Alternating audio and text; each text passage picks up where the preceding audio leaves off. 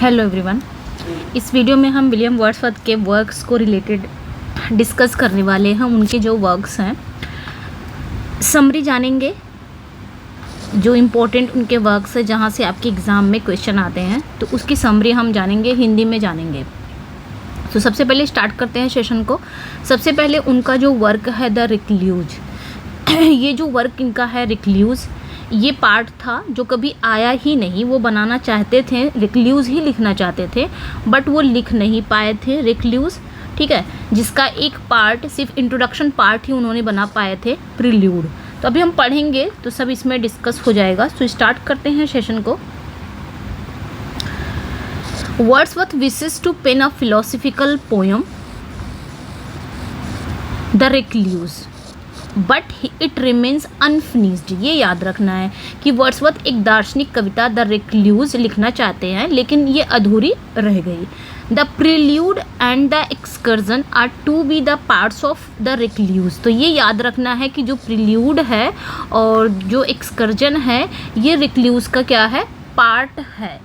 ये रिक्ल्यूज का पार्ट है, ये याद रखना है। Which will treat of nature, man and society, जो प्रकृति, मनुष्य और समाज का व्यवहार दिखाती है। कौन, रिक्ल्यूज। द होम एट ग्रासमेयर, ये इंपॉर्टेंट है, इसको याद रखिएगा। पहले हम इसकी समरी पढ़ेंगे, थ्योरी पढ़ेंगे, देन इससे रिलेटेड जो क्वेश्चंस होंगे वो हम करने वाले हैं। The home at Grasmere is the first book of the recluse. तो ये याद रखना है कि द होम एट ग्रासमेयर ये पहली पुस्तक है किसकी, रिक्ल्यूज की। रिक्ल्यूज की ये पहली पुस्तक है द होम एट ग्रासमेयर, जो पब्लिश कब हुआ था, 1888 में, 1888 में, after the death of the poet, poet के डेथ के बाद, यानी कि विलियम वर्ड्सवर्थ के डेथ के बाद 1888 में ये जो रिक्ल्यूज की पहली पुस्तक है द होम एट ग्रासमेयर, ये पब्लिश हुआ था। कहने का मतलब ये है कि वर्ड्सवर्थ की इच्छा थी लिखने की रिक्ल्यूज, एक फिलोसफिकल पोयम होती, ये अगर होती तो फिलोसफिकल पोयम होती रिक्ल्यूज, लेकिन ये अनफिनिश्ड रह गई, अधूरी रह गई। द प्रील्यूड द एक्सकर्जन ये रिक्ल्यूज का ही पार्ट है, और इसमें क्या दिखाता है, नेचर, मैन एंड सोसाइटी के बारे में दिखाता है, कैसे ट्रीट करना है। और ये याद रखना है रिक्ल्यूज की पहली पुस्तक कौन सी थी, द होम एट ग्रासमेयर, जो कब पब्लिश हुई थी, 1888 में, पोएट के डेथ के बाद। ये याद रखना है। अब हम देखेंगे द प्रील्यूड, प्रील्यूड के बारे में पढ़ लेंगे। इतना ही था ये आपका रिक्ल्यूज का। प्रील्यूड को अगर हम पढ़ते हैं, yes, prelude, the prelude is a poem by Wordsworth, ये एक पोयम है। प्रील्यूड, प्रील्यूड क्या है, एक पोयम है वर्ड्सवर्थ का। It is his spiritual autobiography. तो सबसे पहले जानेंगे प्रील्यूड क्या है, विलियम वर्ड्सवर्थ का एक ऑटोबायोग्राफिकल पोयम है, ये याद रखना है। वर्ड्सवर्थ ने इसे कब लिखना स्टार्ट किया, तो ये भी बहुत इंपॉर्टेंट है। 1798 से 99, 1798 से 1799 के बीच में इन्होंने लिखना स्टार्ट किया, और इसको फिनिश कब किया, तो 1805 में, 1805 में इसको फिनिश किया विथ 13 बुक्स के साथ, with 13 books. It is published in 1850, third version in 14 books. और ये पब्लिश कब हुआ था, तो ये पब्लिश हुआ था 1850 में, जब after the death of the poet, ये भी हुआ था जब पोएट की डेथ हो गई थी, उसके बाद ही ये पब्लिश हुआ था 1850 में। उस समय इसका थर्ड वर्जन था जो 14 बुक्स में पब्लिश हुआ था, ये याद रखना है। After his death under the editorship, ये याद रखना है उनकी डेथ के बाद। और किसके एडिटरशिप में, मिस्टर कार्टर, ये याद रखना है, ठीक है। यानी कि कहा जा रहा है कि जो प्रील्यूड है वो वर्ड्सवर्थ की कविता है, ये उनकी आध्यात्मिक आत्मकथा है। वर्ड्सवर्थ ने इसे 1798-99 के लिखना शुरू किया और 1805 में समाप्त किया।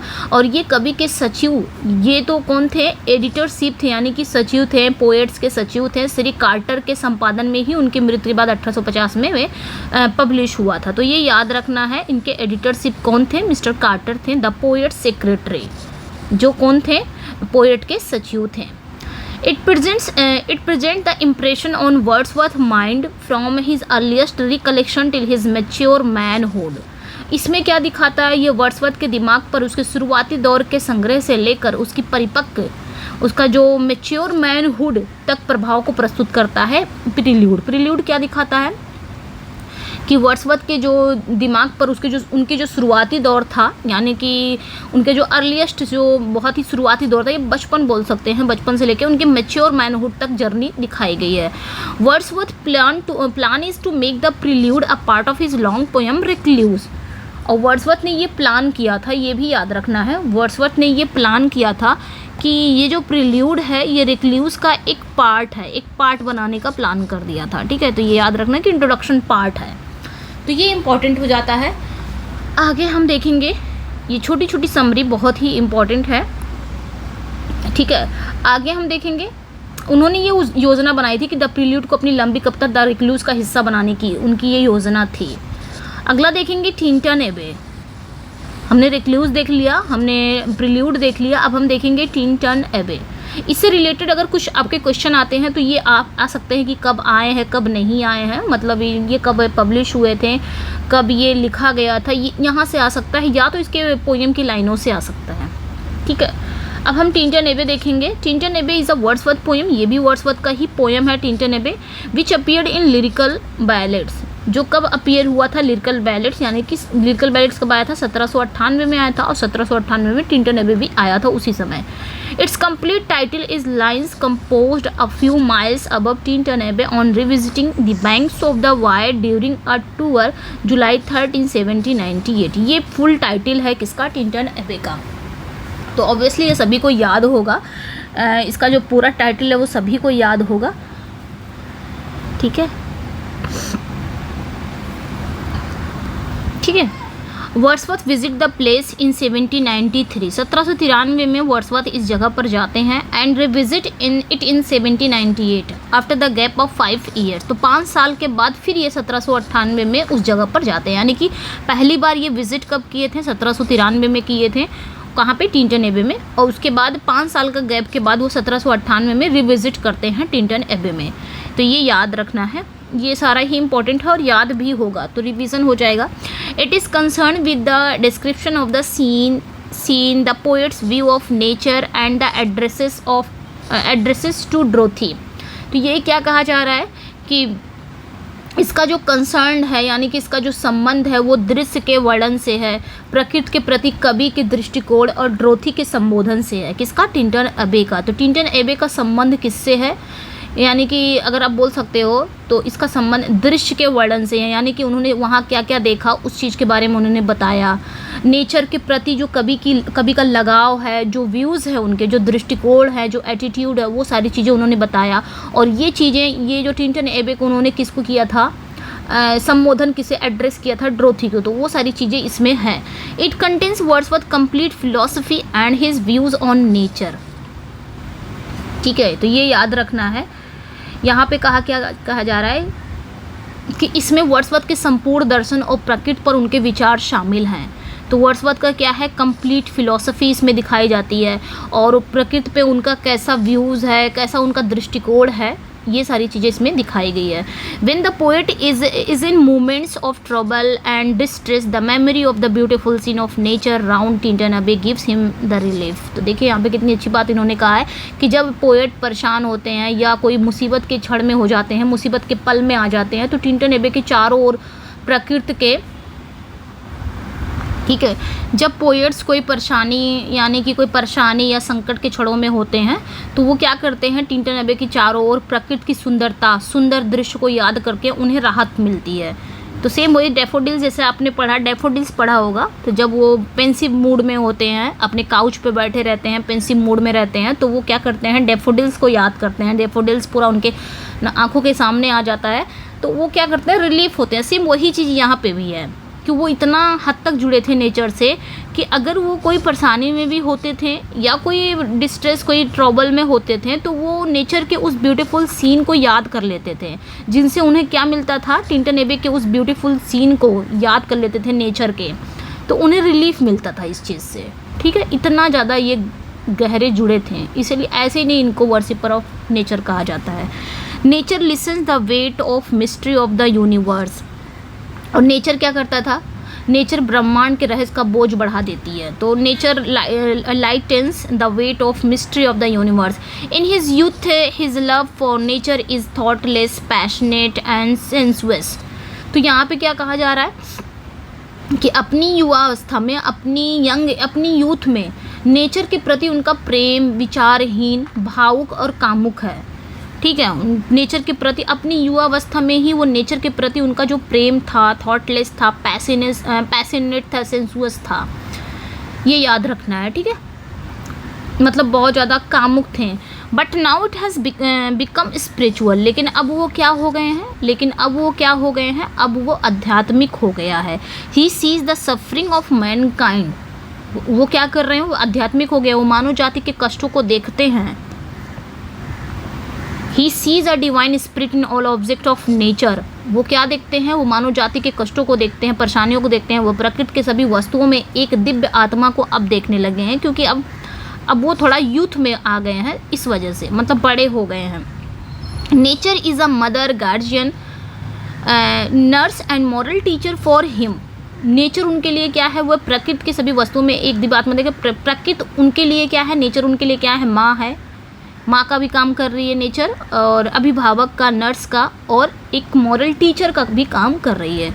ही addresses his sister and advises her to be a touch with nature, वो अपनी बहन को इसे एड्रेस करते हैं और उन्हें प्रकृति के संपर्क में रहने की सलाह देते हैं। तो उन्होंने इस चीज़ को किसे एड्रेस किया है, अपनी बहन ड्रोथी को, और उन्होंने ये भी कहा है कि तुम प्रकृति के संपर्क में रहो। The blank words in this dramatic lyric is majestic. तो यहाँ पे क्या कहा जा रहा है कि इस नाटकीय गीत में खाली जो ड्रामेटिक लिरिक है वो क्या है, मैजेस्टिक है। तो इस ड्रामेटिक लिरिक में जो ब्लैंक वर्ड्स है वो क्या है, मैजेस्टिक का काम कर रहा है। तो ये याद रखना है, क्वेश्चन उठेंगे यहाँ से। ठीक है, तो टिंटन एबे हो गया, हमने समझ लिया कब आया कब नहीं आया, किसको एड्रेस किया गया है, और इन्होंने टिंटन एबे में नेचर को किस टाइप देखते थे, कैसा देखते थे, ये हमने पढ़ लिया। ज़्यादा हम इसमें ज़्यादा वर्क कवर नहीं करेंगे, 3 वर्क कवर हो गए हैं, एक वर्क को और कवर कर लेते हैं, ओड इंटीमेशन ऑफ इमॉर्टैलिटी। ठीक है, इस वर्क को भी कवर कर लेते हैं, जिससे हम 4 वर्क को अगर लेके चलेंगे तब भी हमारा कवर हो जाएगा। ओड इंटीमेशन ऑफ इमॉर्टैलिटी, ये इनका ओड है। सबसे पहले जानेंगे ये क्या है, इनका ओड है, जो कहीं कहीं आपको मिलेगा पिंडैरिक ओड पे है। आज ही मैंने ओड पढ़ाया है, ओड की वीडियो आप जाके ज़रूर चेकआउट करिएगा। पिंडैरिक ओड पे है, या फिर इरेगुलर ओड भी कहा जाता है। ठीक है, ये याद रखना है। ठीक है, 11 स्टैंजा में है, ये भी याद रखना है, 11 स्टैंजा में है। ओके, चलिए फिर यहाँ से पढ़ते हैं। Ode intimation of immortality, ode intimation of immortality, ये फुल टाइटल है, वर्ड्सवर्थ की पोएम है। इट इज़ पब्लिश 1807 में ये पब्लिश होता है। पोएम्स इन 2 वॉल्यूम्स में ये होता है, though it is written partly in 1803 and partly in 1806 at town. तो यहाँ पे क्या कहा जा रहा है कि यद्यपि हालांकि आंशिक रूप से 1803 में और आंशिक रूप से 1806 में टाउन में लिखा गया था। तो कहीं कहीं आपको 3 भी मिल जाएगा, कहीं कहीं आपको 4 भी मिलता है। ठीक है, कि मतलब एक पार्ट इनका 1803 में लिखा गया था और एक पार्ट इनका 1806 में लिखा गया था। टोटल सब मिला के 1807 में पोएम्स इन 2 वॉल्यूम्स में इनका पब्लिश हुआ था। ठीक है, इसकी जो टाइटल है ode intimation of immortality from recollection of early childhood, ये फुल टाइटल है, ये याद रखना है, ये फुल टाइटल है इनका। It is an irregular ode in the form of address, ये एक इरेगुलर ओड है। तो ये भूल मत जाइएगा कि ये पिंडैरिक ओड में भी है, तो ये याद रखना है, ये एक इरेगुलर ओड है इन द फॉर्म ऑफ एड्रेस। ठीक है, ये क्या है, एक इरेगुलर ओड है, एक संबोधन के रूप में एक इरेगुलर ओड है। डिग्निफाइड इन स्टाइल, जो स्टाइल में कैसी है, डिग्निफाइड है। स्टाइल में कैसी है, शैली में कैसी है, बहुत ही डिग्निफाइड है। फीलिंग एंड टोन, तो ये भी याद रखना है। ठीक है, तो ये क्या है, ये याद रखना है कि ये एड्रेस के रूप में एक इरेगुलर ओड है, जो शैली, भावना, स्वर में गरिमापूर्ण है, जो स्टाइल, फीलिंग और टोन में कैसी है, डिग्निफाइड है। Odd on intimation immortality ode. The ode in the 1807 edition of poems in 2 volumes had the motto। ठीक है, और ये जो ओड आया था 1807 में, इसका जो एडिशन पब्लिश हुआ था पोएम्स इन 2 वॉल्यूम्स में हुआ था, जिसका एक मोटो था। मोटो क्या था, पाउलो मैजुरा कैनामस, ये एक मोटो था, याद रखना है। जब ये 1807 में एडिशन में आया था तो उसका एक मोटो था पाउलो मैजुरा कैनामस। अब इसका मतलब क्या होता है आइए हम जानते हैं नीचे। द मोटो मीन्स, मोटो का मतलब क्या है, जो मोटो भी हमने पढ़ा पाउलो मेजा कैनामस, let us sing of thing a little more elevated और let sing a somewhat loftier noble loftier song. तो जिसका मतलब क्या है कि आइए हम चीज़ों को थोड़ा और ऊंचा गाएं, आइए हम कुछ हद तक ऊंचा गीत गाएं या फिर नोबलर गीत गाएं। नोबलर मतलब या कोई महान गीत गाएं, ठीक है। इसका मतलब ये था जो आपका है पाउलो मेजा कैनामस, ये मोटो जरूर याद रखिएगा। इन 1815 में ही revises the poem and prefixes to it the lines of rainbow, the child is the father of man and I could wish my days to be bound each to each by natural piety at the suggestion of Henry Crabb Robinson. ठीक है, पिटी। तो यहाँ पे क्या कहा जा रहा है कि 1815 में उन्होंने हेनरी क्रैब ये याद रखना है कि 1815 में उन्होंने हेनरी क्रैब के सुझाव पर, उनके सजेशन पर पोएम को संशोधित किया। उन्होंने उसको क्या किया, संशोधित किया और उसके साथ द रेनबो, जो द रेनबो है उसके साथ द रेनबो यानी कि the child is the father of man, और मैं चाहता हूँ कि मेरे दिन प्रतिदिन यानी कि और मेरे दिन प्राकृतिक जो हैं वो बधे हों। ओके, तो यहाँ पे ये चीज़ें इंपॉर्टेंट है कि ये द चाइल्ड मतलब किसके सजेशन से, हेनरी क्रैब के सजेशन से। ये याद रखना है, हेनरी क्रैब रॉबिन्सन का सजेशन था। इन्हीं के सजेशन से वर्ड्सवर्थ ने क्या किया, ये जो लाइनें हैं the child is the father of man, पहले इसी में लाइनें हैं, मतलब intimation of odd on intimation of immortality में ये लाइनें हैं, लेकिन इन्हीं के सजेशन से इन्होंने क्या किया था, रेनबो में ये लाइनें जोड़ दी थी, the child is the father of man and I could wish my days to be bound each to each natural pity. तो ये इसी में इन्होंने जोड़ दिया, ठीक है, रेनबो में जोड़ दिया। ये इंपॉर्टेंट है, बहुत इंपॉर्टेंट। और किसके सजेशन से जोड़ा है तो ये भी तो और इम्पॉर्टेंट हो जाता है। तो हेनरी क्रैब रॉबिन्सन के सजेशन से ये सब होता है, ठीक है, इन्होंने ये जोड़ देते हैं। ओके, अब देखेंगे हम आगे इसमें क्या कहा जा रहा है। The long title suggest the theme, यहाँ पे आगे क्या कहा जा रहा है इसको भी पढ़ लेते हैं। The long title suggest the, ठीक है, the long title suggest the theme, जो लॉन्ग टाइटल है वो थीम को सुझाव देता है। क्या सुझाव देता है, the knowledge of the soul's immortality is based on the memories of the childhood, यानी कि जो knowledge of the soul immortality यानी कि आत्मा की अमरता का ज्ञान बचपन की स्मृतियों पर ही आधारित है। जो आत्मा की अमरता का ज्ञान है वो हमारे बचपन की यादों पर ही आधारित है। One is aware of this immortality in childhood, immortality मतलब अमरता, one is aware of this immortality in childhood, मतलब इस अमरता का ज्ञान बचपन में ही होता है। ये जो इमोर्टैलिटी का ज्ञान है हमें वो बचपन में ही हो जाता है। But this memory fades from once mind with growing years, और लेकिन जैसे जैसे साल बढ़ते हैं और यह याद व्यक्ति के दिमाग से धुंधली होती जाती है। The child's knowledge of the immortality is based on the memories of his life is heaven before his birth. आगे क्या कह रहा है कि बच्चे का जो अमृत का ज्ञान है उसके जन्म से पहले स्वर्ग में उसके जीवन की यादों पर आधारित है। ये सारी चीज़ें उसमें है, इमोर्टैलिटी वर्ड की बात कर रहा है। Hence the focal point in the doctrine of reminiscence, आगे इसलिए इसे केंद्र बिंदु स्मरण का सिद्धांत माना जाता है। The truth of this doctrine can not be verified from experiences, मतलब इस सिद्धांत की सत्यता को अनुभव से सत्यापित नहीं किया जा सकता है। मतलब इस सिद्धांत की सत्यता को यानी कि इस डॉक्ट्रिन की सच्चाई को ना एक्सपीरियंस से हम वेरीफाई नहीं कर सकते हैं। So it lacks the universal appeal, इसलिए इसमें सार्वभौमिक अपील का अभाव है, इसलिए इसमें यूनिवर्सल अपील की कमी है। The poet idealises the child, poet क्या करते हैं बच्चे को, वो आदर्श, पोएट जो है, जो कवि है, वो बच्चे को आदर्श बनाता है। ठीक है, आगे भी हम देखेंगे, थोड़ा बड़ा है ये क्योंकि बड़ा है था ही, तो ये बड़ा है। आगे इसमें क्या कहा जा रहा है, he calls him mighty profit, उन्होंने उसे माइटी प्रॉफिट कहा, शीर ब्लेस्ड कहा एंड बेस्ट फिलोसोफर। ठीक है, तो वह उन्होंने एक शक्तिशाली भविष्यवक्ता दृष्ट आशीर्वाद और सर्वश्रेष्ठ दार्शनिक कहते हैं। वो उसे क्या किसे कहते हैं? वो उसे mighty prophet, seer blest and best philosopher कहते हैं। He is thankful to the memories of childhood not so much for the innocence, delights and freedom but for the doubt concerning the reality of external world. तो यहाँ पे क्या कह रहा है? वो बचपन की यादों की मासूमियत जो है, जो होती है, जो प्रसन्नता होती है, जो स्वतंत्रता के लिए उतना ही आभारी नहीं है जितना कि बाहरी दुनिया की वास्तविकता से संबंधित संदेह के लिए है। ही थिंक्स ऑफ कॉम्पनसेशन, मतलब ही थिंक्स ऑफ कॉम्पनसेशन, वो कॉम्पनसेशन के बारे में सोचता है।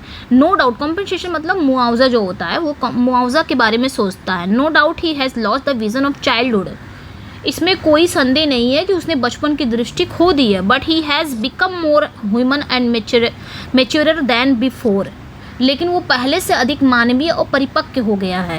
ये बच्चे से युवा तक की बात बता रहे हैं वर्ड्सवर्थ, ठीक है। कोई भी बच्चा है, बच्चे से लेकर जब वो बड़ा हो जाता है, बड़ा होता है एडल्ट युवा हो जाता है, तब तक की ये बात सभी को बता रहे हैं, किसी पर्टिकुलर पर्सन की बात नहीं कर रहे हैं।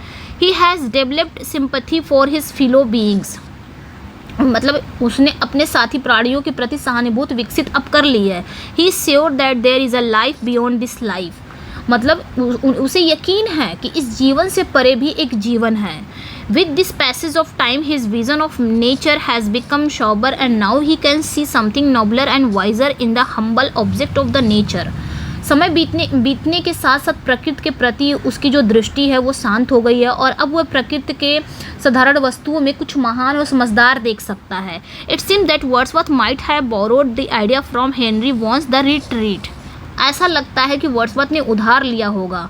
क्या उधार लिया होगा? ये जो विचार है वो हेनरी वॉन के द रिट्रीट से उन्होंने ये विचार, ये आइडिया उधार लिया है, ऐसा लगता है। ठीक है, तो यहाँ पे कहने का मतलब यही था कि एक बच्चा जब वो बच्चा होता है, चाइल्डहुड होता है, तो वो प्रकृति को किस नज़र से देखता है, और जब बड़ा हो जाता है धीरे धीरे उसकी सोच कैसे बढ़ती जाती है, तब वो उसकी नज़र कैसे, उसका दृष्टिकोण कैसे कैसे हो जाता है, वो सारी चीज़ें इसमें वर्ड्सवर्थ ने बताई है। चाइल्डहुड से लेके यूथ तक बताया है उन्होंने पूरा। एक समझ लीजिए कि एक इंसान को उन्होंने इसमें बताया है कि बचपन से लेके वो बड़े होने तक के क्या क्या विचार उसमें आते हैं, क्या क्या विचारें उसकी जो डिफरेंट होती जाती हैं, कैसे कैसे नज़रिया उसके बदलते जाते हैं, दृष्टिकोण उसका। और ये भी इम्पोर्टेंट है, तो ऐसा मतलब माना जाता है कि इन्होंने ये जो आइडिया है वो हेनरी वॉन के द रिट्रीट से लिया है। ठीक है, तो ये इम्पोर्टेंट हो जाता है। तो हमने पढ़ लिया है। अब इसके बाद ओड टू ड्यूटी है, इसके बाद ज़्यादा बड़ा नहीं है। ओड टू ड्यूटी है, देन आपका सॉलिटरी रीपर है, बहुत इंपॉर्टेंट है। माइकल है, सब कुछ हम यहाँ पे सब कुछ हम करने वाले हैं, बट इस वीडियो में नहीं करेंगे, नेक्स्ट वाले वीडियो में हम ज़रूर कंप्लीट इसको करेंगे, क्योंकि इसमें हमने फोर वर्क ले लिए हैं ना, 4, हाँ आई थिंक 4 ही लिए ना, recluse, prelude, Tintern Abbey and immortality ode. 4 works हैं विलियम वर्ड्सवर्थ के, हमने इसमें डिस्कस कर लिए हैं। छोटा ही था, समरी वाइज ही था, लेकिन सब कुछ डिस्कस हो गया है, कब आया था कब नहीं आया था, क्या क्या इसमें चीज़ें उन्होंने बताई है। तो ये थे, और बाकी हम जो आगे हैं नेक्स्ट हम देखेंगे अगली वीडियो में। मिलते हैं नेक्स्ट वीडियो में। Thank you for watching, bye bye.